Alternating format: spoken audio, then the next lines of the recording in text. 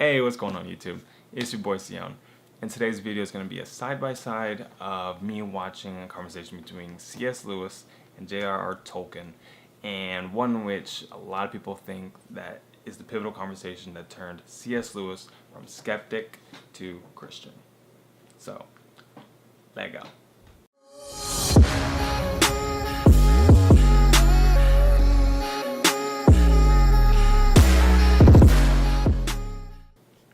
Hey, what's going on? Alright, like I said earlier, here's a video between C.S. Lewis and J.R.R. Tolkien. A lot of people think that after this kind of conversation happened, this is what propelled C.S. Lewis to be full force Christian. What's important to note is that they don't have like a whole transcript of their conversation. This is actually obviously not the real video. Just somebody's interpretation of what they think might happen. I think based on, I don't know, diary entries and things that each of them have wrote about, or maybe mainly C.S. Lewis, that they have a little. It's not just pure shit. Like, there's some people have a good basis of what they think happened. But without further ado, let's start the shit and see what's in with it.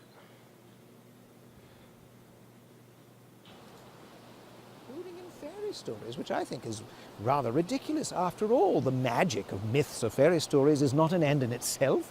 It exists to serve virtue and satisfy certain primordial human desires. But myths are fiction. The stories they tell aren't true. They're lies and therefore worthless, even though breathed through silver. They're just beautiful lies. You can't seriously believe in fairy tales. Why not? I can, in fact, I do. But this is preposterous. How can you seriously believe a lie? Okay. I think real quick we have to distinguish that not all myths are, if you're to believe in a myth, they're not all preposterous, I would say. It depends on those supporting facts. Some is just strictly story-based, and it gets handed down, or whatever, and then, I don't know, like, whatever. Maybe some myths, have some supporting reasonings behind it. No, maybe the nature of myth is strictly that. I need to Google first. I'm thinking maybe the nature of what it means to be a myth, and like the Webster Dictionary is kind of always going to be fake. And then your job is to find out whether it's a myth or based in something. So let me define myth right quick. A traditional story, especially one concerning the early history of people and examining some natural or social phenomenon, typically involving supernatural beings or events, widely held but false belief or idea. So it inherently means, a myth inherently means a lie. So, yeah. So if it's a lie, strictly, like if I just make a story right now, that'd be a myth, right? If I just make up some story on top of my head. The Zephyr Hills bottle is God. Like, what the fuck are you talking about? No one's gonna subscribe to that form of belief. Just a myth. I just made that shit up. Now, is that what they're talking about, or are they about to try to tie in myth to something else? That's gonna be the question here. What are they trying to do here? Because inherently the word myth is a lie. It's just a made-up story. Jack, myths are not lies. In fact, they're the very opposite of a lie. Myths convey the essential truth, the primal reality of life itself. Go on. Well, you see, we have been duped into using the word myth as being synonymous with a lie, because we have been duped into accepting the first real lie of materialism. And what is that? That is the hideous claim that there is no supernatural order to the universe. Hold up one time. Hold up one time, let's back it up. So myth, the word itself implies that it's a lie. It's a story based on lies. Well, I mean, it's not just that it's lies, it's just a story that's a fictional story. That's kind of, I think, what I'm getting at. A lie kind of seems like you're intending to deceive somebody. I don't think a myth is really necessarily that. I'm still stuck on this progression of thought that he's going in right here. Are we going from myths being duped that there is no, you know what I mean, that it's synonymous with being a lie, and that's based on the assumption of not having any supernatural order to the universe.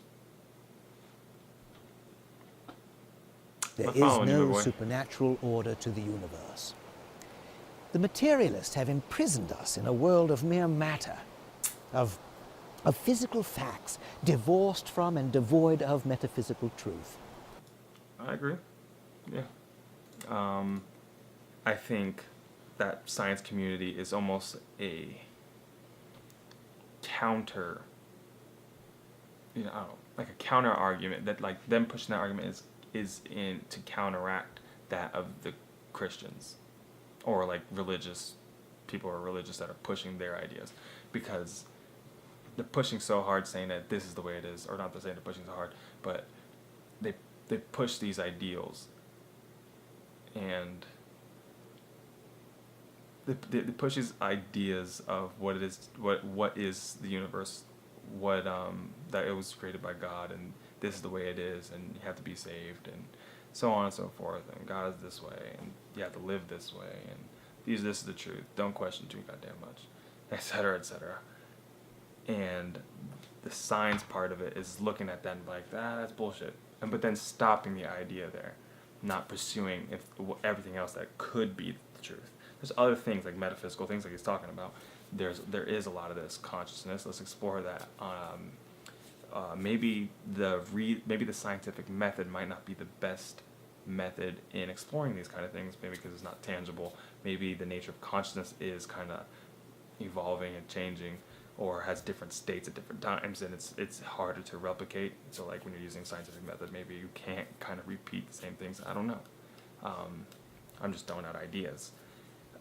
So maybe that's where it falls short. But what I'm trying to say is that I think them saying, I feel that their push that it's more like nothing is more of counteracting religious views of saying this is how it is, and then when they're seeing like, no, that's wrong, and no, that's wrong, that's not how it is. We understand that God's not making the sun come up. I mean, hold on, let me, you know what I mean, before they think it's the sun. Now we know that the way the sun comes up is because, fucking the solar system work, gravity, orbits, blah, blah, blah. It's not really coming up. We're just going around. They're starting to know the nature of it. You would think then they think like it's the Earth is the center of the universe, and they're learning that, no, we're kind of revolving around the sun. And it just keeps going back, meaning like, so it's gaining. At first, it has a spiritual explanation. Science gets better, finds out the real reason, and then they back up, and it's like, no, who else tried this? And it's not that, and it's like, it's this. Science comes over, finds out the real reason, and they back up, and now it's like the next level beyond it. So, like I was saying, it starts from the Earth, being the center, then it moves to then we learn about that. Then it's fucking, I don't know, god damn it. It's I don't know. I should have started with like the sun popping up anyway. But you're what I'm trying to fucking say. And now it's just basically the fact that that God made the universe. So like, yeah, now we understand how it works. But the argument is, well, God made that. So all this turning, all this orbiting, all these science shit like that is measurable, and that is true. That it was God's creation.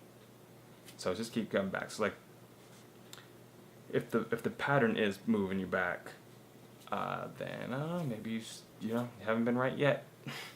But I guess that's not a fair, well thought out argument anyway. Because I think there is an argument for a creator, but not in the way that the Christians believe it is. Not the Christian God under all these rule sets and all these ideas, and that you have to do this, and this guy created the world in like 7 days, 7 nights, whatever, and things like that, and all the other stories that comes with it. But like I was saying, back to tie it up before I went on this long tangent, I think that the downplaying of all the metaphysical stuff is kind of is countering more. One, I think the scientific method is maybe might by its nature not be able to deal with the matters of the mind and the conscious and maybe other planes of existence, but I think it's also a natural counter argument to what once was like the ideas of the church and shit like that. Please bear with me. It's so hard to talk into a goddamn camera. I'm not used to it. When I see this camera in front of me, I see the little screen right there. My mind goes blank. I can't form thoughts. So bear with me. I hope to get better with this in the future. I have to make more videos I make, the easier it will become. My best ones are if I have somebody, like when I'm doing the videos with somebody, I'm talking to Devin, I'm talking to whatever, I tend to do better in those videos because it's more like a conversation. But I'm just looking straight in the camera. I can't even think. I'm trying to get better at it. Like I said, let's go. Well, I say that they are lying. I say that they are the ones who have come up with a false myth. Their world doesn't exist. It's merely a figment of their imagination. Well, fine. However, there's a problem. The problem is they have convinced us that it is true. They have made us believe that this is all there is. 3 dimensions, 5 senses, 4 walls. Isn't it? No. No. Alright, so they're saying maybe that there's 5 senses that our human body can detect. Maybe. Because we also don't know about consciousness. Maybe there's some other senses that we can't even measure. We don't even know they are there to measure. How do you describe like sight to somebody who has no idea, has never seen anything? How do you describe sight? How do you describe smell? What does that smell? What is smell? How do you describe that to somebody who has no goddamn clue, doesn't have that sense? How do you just start describing this to them? Oh, you know when you... Yeah, you don't know because they have nothing to measure this by. It's so beyond their idea. How are we just going to imagine another sense?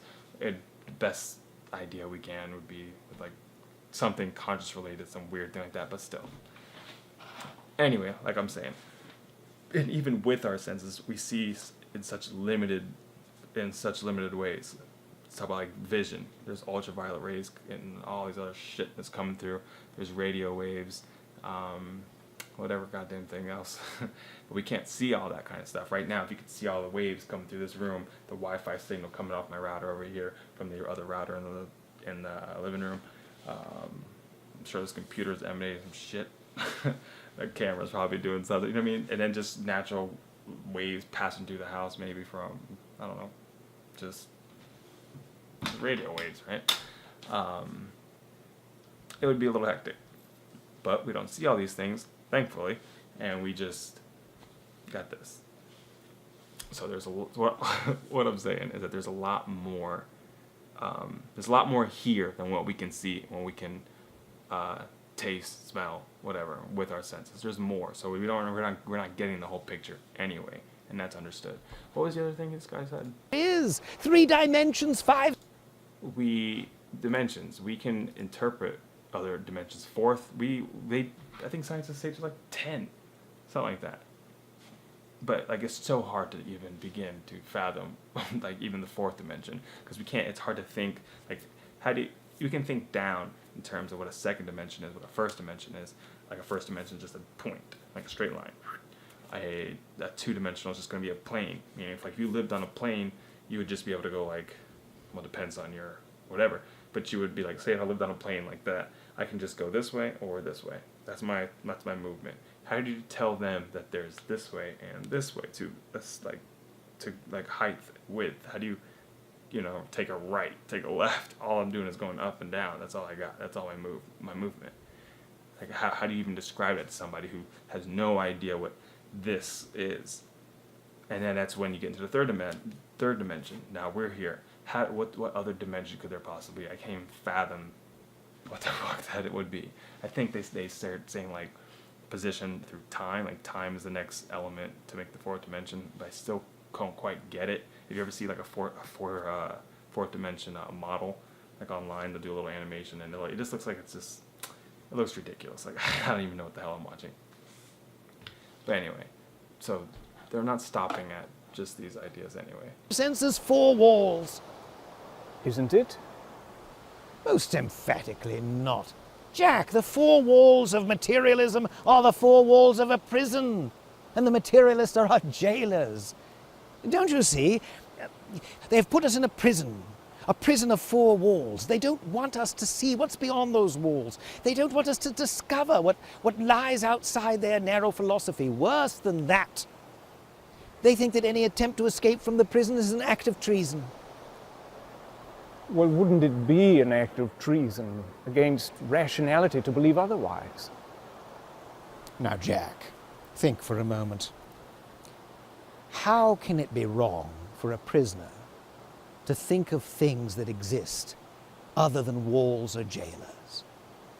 Doesn't the fact that the prisoner is able to think of things outside the walls suggest that perhaps things do exist outside the walls? After all, if the prison really is all there is, how are we able to picture things that exist beyond the prison? And this is where myths come in, you see. Myths exist outside the prison. Myths allow us to escape from the prison. I think they're just putting a little pretty story on myths right there. They're saying I don't think that's a good analogy that he's using. Because they're saying that myths is what's going to allow you to expand your mind outside the idea and think outside of your social fucking norm that everyone's following. But it's not the case. Can it? Yeah. A good story can get you thinking, or while you're imagining these things outside. But those aren't myths. Those are just imagination, thinking outside the box in general. It's not tied specifically to myth. I'm stuck on this fucking myth thing. But, I mean, the idea, the essence of what he's saying, I think is really good. Thinking outside of, the social norm, social construct that's there. There are prison-like mind structures or mind-like patterns that people find themselves into. And being able to see that and then go beyond. Like, this room would represent, like, all that, that what we think all that exists. And then it's like to think, all right, let me think outside the box. Let me think something with outside of my normal pattern structure of thinking, something way different, something that's, you know what I mean, and you just, and then you can elevate your thinking. Maybe. Fucking, I'm doing a terrible job. Or if we are not able to escape. At the very least, they allow us to catch a fleeting but oh so powerful glimpse of the beauty that lies beyond the walls.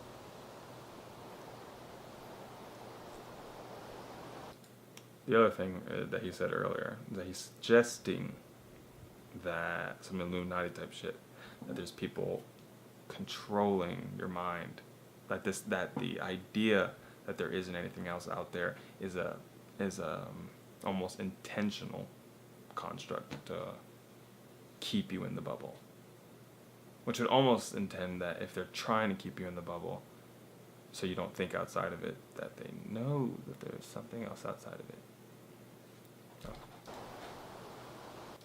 And I think what he's about to come to this, realization to, that it must be God. The other thing is that thinking outside of it doesn't only mean God.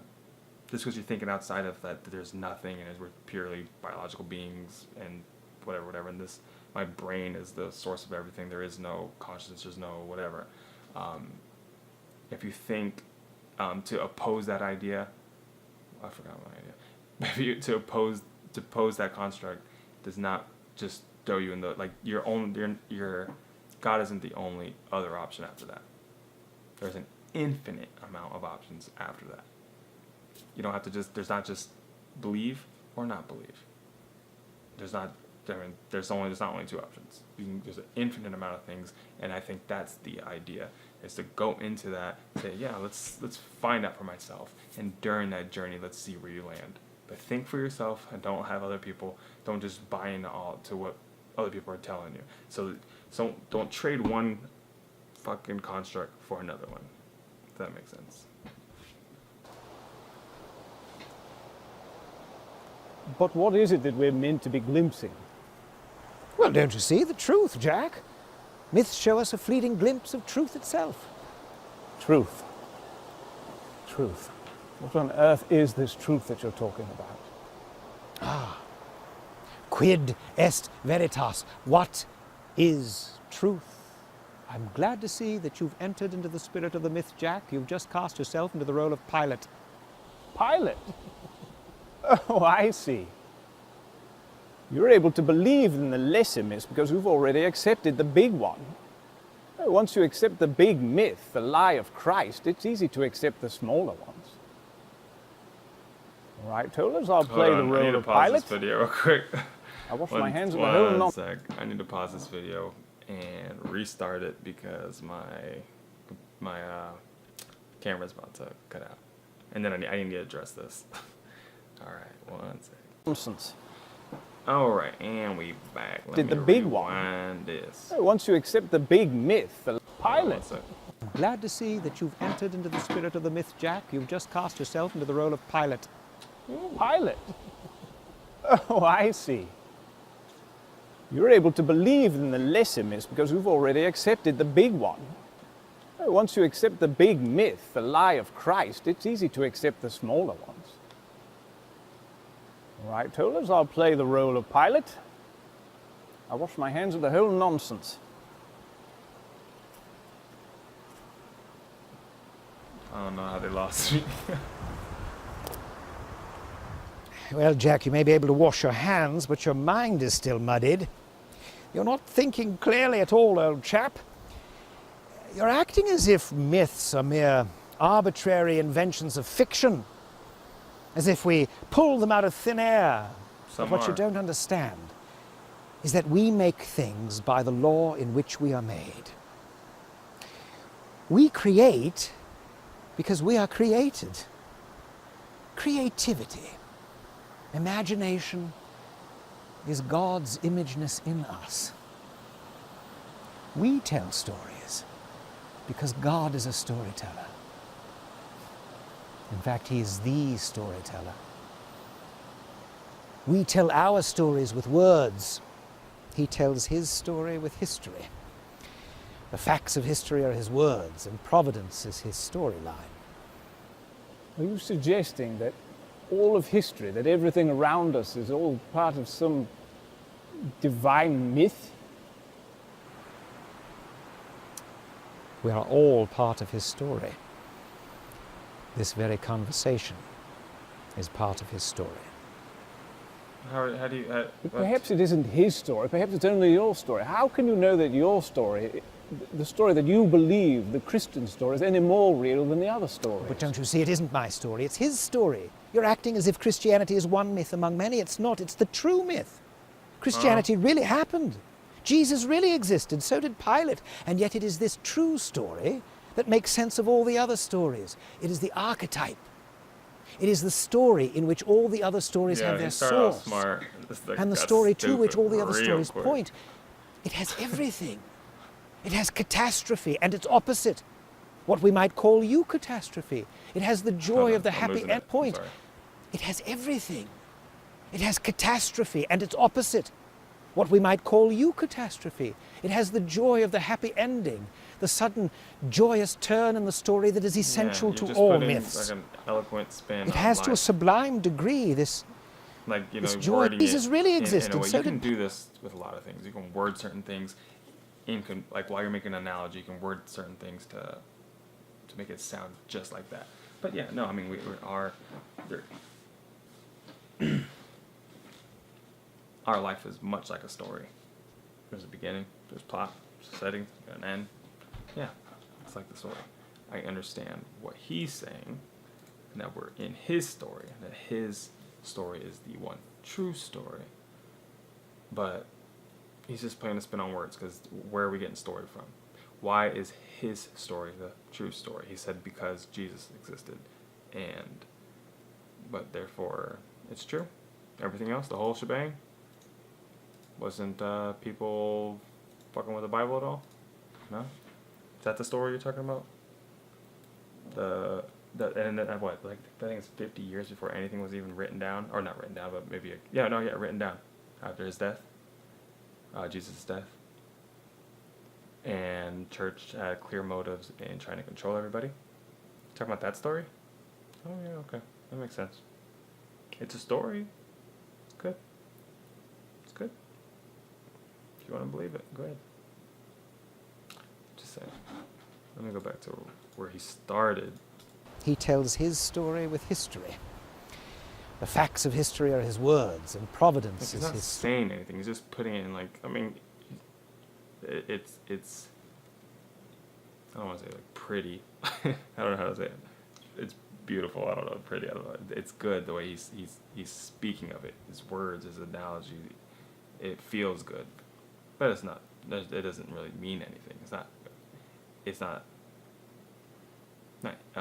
There's no, like, there's nothing truthful in it. I mean, in the sense that it's like you're not proving anything by saying it's like a story and the life is his story.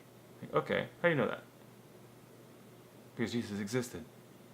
I don't know that he did. One, I'm gonna assume he did, but did he do all these other things? And does it make any sense? Like the Bible, because if you're gonna jump on this bandwagon and all these accounts and saying that this happened, this happened, this happened, that means you got to believe it in the Bible. Then there's the dichotomy between people who believe that it's written fact and you're supposed to be taking it literally, or it's more metaphorically speaking. And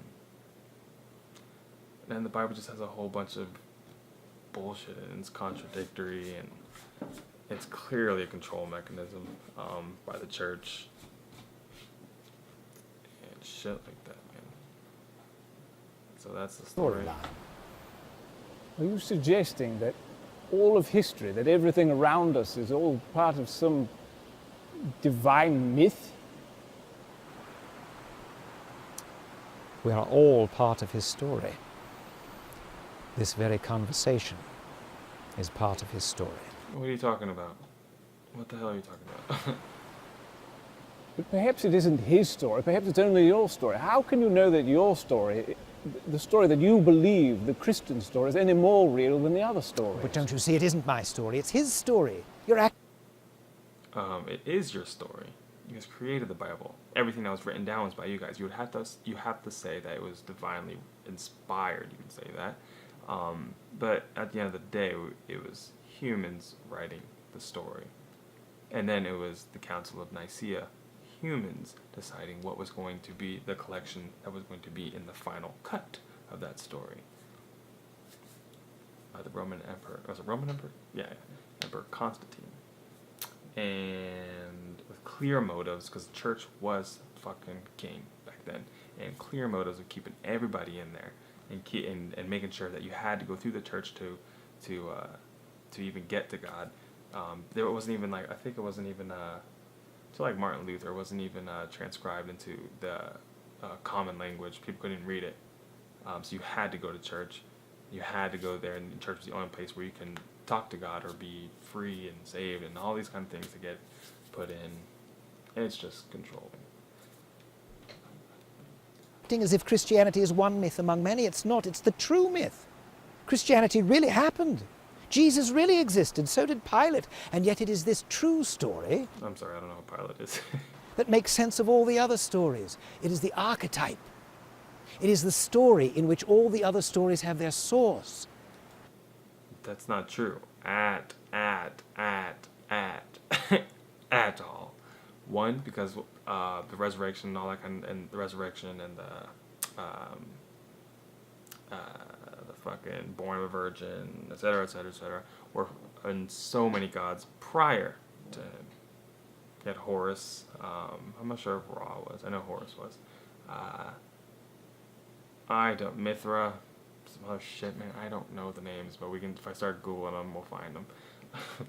But it's not the only ones. And then I think the Adam and Eve story dates to like the Babylonian or like maybe Sumerian culture. A lot of things stemmed from there. A lot of stories. Egyptian had so many similarities. It's to even suggest, and then that others copied off them too. You had they all there were so many similarities in all these like old creationist stories or like their god. It's a lot of similarities to suggest that yours was the first and the archetype that everything else was built on. Come on, son. Come on. and the story to which all the other stories point, it has everything. It has catastrophe and its opposite, what we might call eucatastrophe. It has the joy of the happy ending, the sudden joyous turn in the story that is essential to all myths. Just romanticizing it. I think an important note is that the truth. You don't have to. The truth isn't the truth to appeal to you, or the truth isn't the truth because you don't have to like the truth. Is what I guess what I'm trying to say.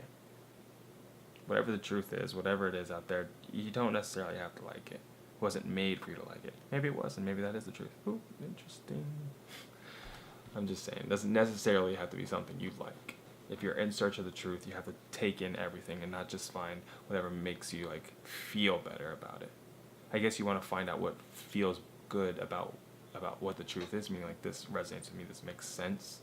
But as long as you want to distinguish the difference between you wanting this to be the truth, therefore looking up things that help reaffirm your position, rather than just looking up facts, trying to find out what's going on, and being open to everything, and then seeing where it takes you, and double checking some of your prejudices and your preconceived ideas and your the things that you're holding on to, your attachments, and then double checking those so you can reevaluate your current state of belief. It has to a sublime degree this joy of deliverance, this evangelium, this fleeting glimpse of the real joy, to which all other joys are but a distant echo. Are you suggesting you can only find joy through that joy? Through that? Tell us, what did you mean by catastrophe and eucatastrophe? Well, for example, it has the catastrophe of the fall and the eucatastrophe of the redemption. It has the catastrophe of the crucifixion and the eucatastrophe of the resurrection. It has everything man's heart desires, because it is being told by the one who is the fulfillment of desire itself. It is a story that begins and ends in joy. But just because a story brings joy, it doesn't necessarily follow that it's true. There are many joyful myths. They all seem rather flimsy to me and ring rather false. And yet this story has the inner consistency of reality. Huh? There is no tale ever told that men would rather find was true, and none which so many skeptical men have accepted as true on its own merits. Fuck is he talking about? What? If I was this motherfucker, like, what are you talking about, my boy? Oh my God, did he say that? Okay. Where to begin? Oh man, for every skeptic that turned to a believer, and at those fucking times, man, there's so much I didn't know that we know now. So we'll give him a goddamn pass. Maybe not. I don't know. But for everyone, there's like so many that change. So many people who's also having just the turmoil of you can't even question it, or but having that part when they're thinking or being at least skeptical. Maybe not changing and converting, but to non-belief or whatever, or to something else. But to just being skeptic. There's more people becoming skeptical of it than people who were skeptical and then go and then like convert. And I want to say something. Skeptical seems like to be skeptical does that imply that you're already you got like 1 foot on base? You know what I mean? To be skeptical, does that mean like you kind of believe it, or like you're not sure about it, so you're skeptical? I'm not sure about this. I have my withdrawals, but it might be the truth. So I mean, I think that's just part of. I think if that's the case, then that's just like the social norm of growing up in that. You're growing up in this environment. Maybe it's your parents or peers or whatever, and it's just that's your default is to believe in Christianity because of wherever you are in the globe, etc., or family, whatever. Like that's your default. And then as you get older, or as you start to contemplate these things, you become skeptical. So these things that are popping up are like, I don't know if this is true, or I don't have the same faith, or whatever. But I'm still like, your default system's there. But within the default system, you're not supposed to question it. So maybe you come across some hardships or whatever, and then you're like, I can't believe I was questioning this. This is why I'm living this way. And then it gives you maybe direction, and then the fact that you're holding on to something and it puts you in a mold, and you can go to church, be part of an organization, or have a goal and believe in something, or you know what I mean. It could help. Yeah, definitely can help you, but it's that's helping you, being part of the group, or wanting to do better, striving to do better. That makes you do better, not the belief system itself that made you do better. Because you can find it in so many other facets of life, whether it's joining a sport team, joining whatever kind of thing, just a hobby, maybe a certain career path, a wife, kids, things like that can just, or people go to the military and then things like that can change and alter your life, that you were going down a certain way. For some people, it could have been religion, and then since it was religion, or if they choose that, it's only going to reinforce their faith, because they're going to think it was because of that. That's all I'm saying. Perhaps it's just a very well-written artifice. This story has the supremely convincing tone of primary art, not fiction, but of creation. And to reject this leads either to darkness or to wrath. That's silly. And in my own life, it has led me from darkness to light. Astonishing. Is it? Told us you astonish me. You absolutely astonish me.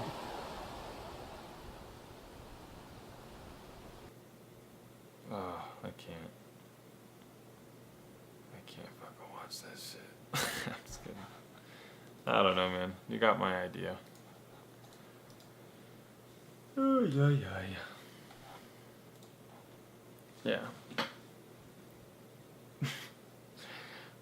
Not convincing in the slightest. It was beautifully well spoken, and there is caveats of truth. There's in a lot of things that he was saying. But then it was just being attributed to the wrong things, I think. And certain things were just being romanticized in the way he was saying things. I mean, he's a good speaker. You know what I mean? So yeah, but like some of the things were just flat out incorrect, and a lot of things were just being drawing analogies from things that I don't think were the best. Yeah, like I said, it's hard, dude. It's hard for me to talk to this camera and think with this big ass light bulb fucking in my eyes. I can't see. I just looked at it. Can't see anything right now. It's not easy. I'm trying to get better. One day I'll be able to flow. Kill the game. But for now, we out you. Thank you for watching. Hopefully it wasn't too boring and you were able to stick with my run-on sentences and watching me think in real time. Alright. See you guys. Thank you.